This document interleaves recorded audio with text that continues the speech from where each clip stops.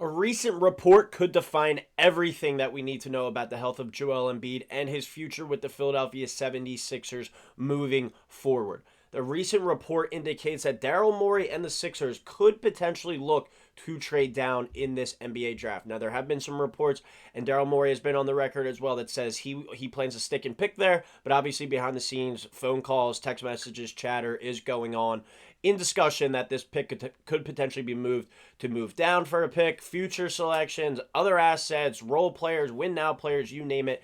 Any type of scenario should be on the table for the Philadelphia 76ers after the year that they had last year. But if Joel Embiid and his knees are not going to be up to par and not going to be able to be counted on for an entire NBA season, entire playoff run, the Sixers do have to start exploring some potential options for the future past Joel Embiid. What do you want to build around? Do you want to build around a wing like an Ace Bailey and maybe stick and pick there at number 3? Or do you think there's a big man later in the draft, a little lower in the lottery, that you could potentially select and be that next center for Joel Embiid, and develop behind him for a couple years while he rides out the rest of his career? Multiple options are on the table, but with the Sixers potentially in the market to move down out of that number 3 overall selection, all options are on the table right now. And this recent report by Jake Fisher says the Sixers are expected to listen to trade down offers. League sources tell the Steinline that the Sixers are expected to at least listen to trade down opportunities, but likewise stress that they are not expected to trade out of the pick entirely. So a little bit of a vague report there. Obviously, the phone lines are going to be open. Discussions will be had on whether or not the Philadelphia 76ers could move out of that number 3 overall pick. But as I've said before, this is a key stage of the draft because it's really where it starts. I truly believe it will be Cooper Flag, Dylan Harper, 1, 2. Not really breaking any news there, but it all starts at 3 with the Sixers. And we've heard reports that they love Ace Bailey, they love VJ Edgecombe and Con Knipple. Now they're saying that they might trade down. We've also seen them tied to trading for a superstar like Kevin Durant and getting out of the Paul George contract. There's going to be rumor after rumor, report after report with this Philadelphia 76ers team. But I do think if they are looking to potentially trade down, and this tweet's coming from a Brooklyn Nets account, and they look down to trade to number 8, they could be potentially getting the next replacement for Joel Embiid with that selection, but also picking up future draft assets as well, maybe looking to make this into more of a long-term build, or potentially picking up, some win now players on the roster as well in the meantime.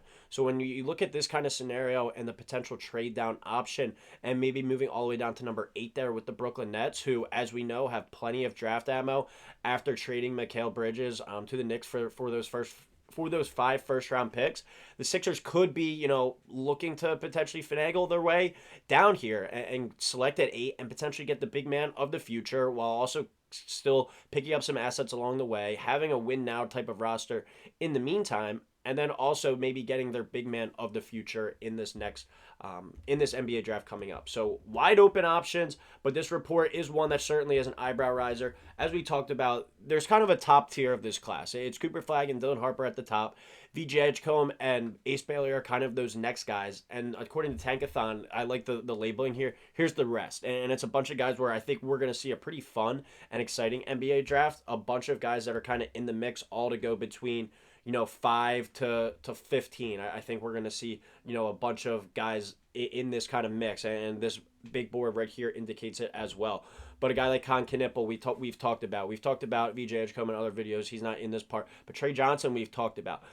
The player I think I would have my eyes on if the Sixers did just say potentially move with the Brooklyn Nets and trade down from number 3 to number 8. As I said, pick up some more draft capital, maybe a nice win now type of role player that could slide in on this team as well. But if they're trading down to number 8, I think we're going to see a run on guards. I think it's going to be Flag, Harper, Bailey, Edgecombe, Trey Johnson, Con Knipple, and then you're kind of into this next mix of guys, whether it's Maluach, whether it's Derek Queen, Jeremiah Fears, Kasparas Yakuchonis, Jace Richardson. I think those are kind of your next tier. Calamari Boyles, the guy from France here, Carter Bryant, and Igor Demin. I don't necessarily think they'll be in the mix for potentially top 10 picks. Maybe Igor slides his way up into that last pick in the first round, or excuse me, last pick in the top 10.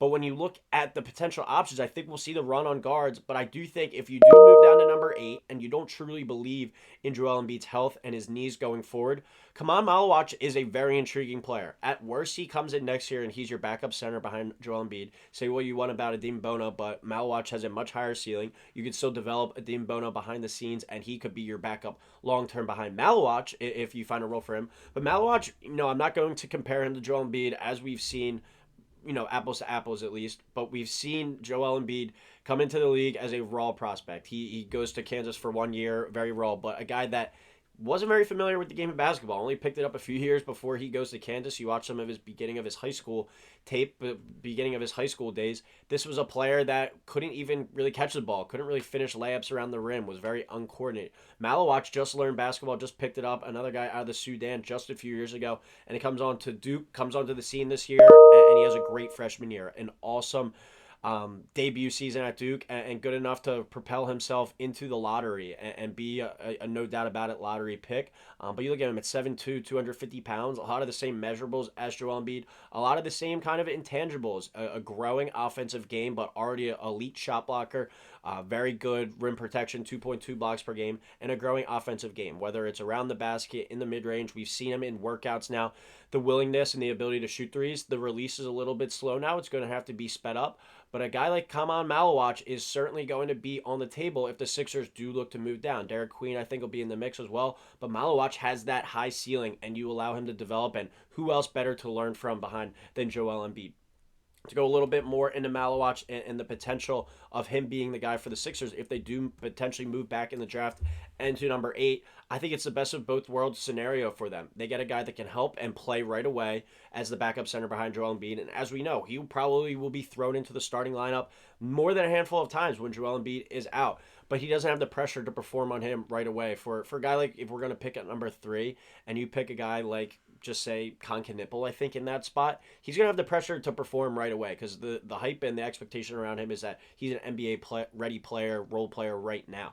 Maluach, he's not going to have as much pressure. Sure, there'll still be some on him as a first-round pick. And say what you want about, Daryl Morey's draft pedigree, but he has shown the ability to hit on these guys. And while Maluach might not be his cup of tea due to being a big man, Daryl Morey's much more of a guard-oriented guy. You do have to start looking for the life past Joel Embiid, because just this past year without him, the entire team, the entire franchise pretty much fell apart. But you look at his offensive rating, his offensive and defensive rebounding. Not an elite scorer right now, but has shown you flashes, shown you touches, and he's going to be, he plays really hard. He runs the floor hard. He's going to be a good roller from day one. And as I said, as he continues to grow that offensive game, it makes him a more intriguing potential selection here for the Philadelphia 76ers, especially if they look to move back. I've seen some people have him as like the 3rd or 4th best overall prospect on their big board, and you might not necessarily be mad if the Sixers select him there at number 3. I would more so just in the case of, he's not going to be playing right now a whole hell of a lot, probably like 14, 15 minutes a game. And then there'll be some games where we'll play 30 minutes and have to start due to Joel Embiid being out and load management and rest and everything. But for such a young player, for such a young, talented player that's new to the game of basketball, the sky's the limit for this guy, and the parallels between him and Joel are kind of right there to compare to and say, all right, raw, athletic, big man, new to the game of basketball, already an elite shot blocker, rim protector, has some issues with rebounding sometimes. We saw with the physicality against Houston, but he's just going to continue to grow and grow into his body. It's an eye-popping prospect for sure, and someone that the Sixers are definitely having conversations of. And I wouldn't be surprised if he's in the mix there at 3, but I do think you have the ability to move down, pick up some more assets, especially if it's with a team like the Brooklyn Nets, and teams are in love with some of these guards like Trey Johnson, Jeremiah Fears, Khaman, and those guys after those kind of big 4 prospects go.